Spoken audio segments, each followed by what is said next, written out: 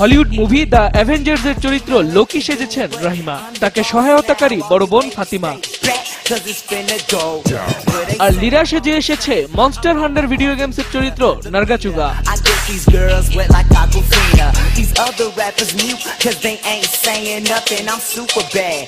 এরকম অসংখ্য কমিক্স আর ফ্যান্টাসি চরিত্রের ভক্ত মেলায় এসেছেন প্রিয় চরিত্রের সাজ নিয়ে।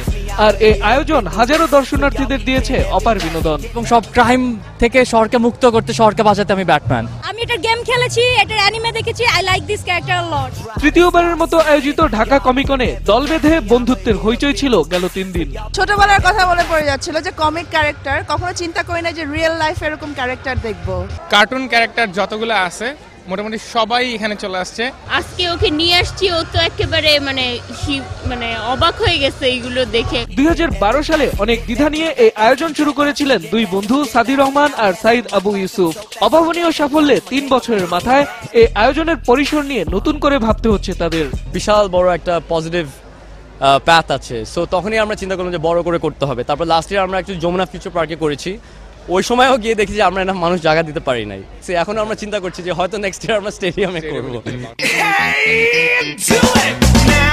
কমিক্স চরিত্রের পুতুল প্রদর্শনী, শিল্পীর সরাসরি কমিক্স আঁকার ব্যবস্থা থেকে শুরু করে আয়োজনটা জমজমাট করতেছিল সব ব্যবস্থায়।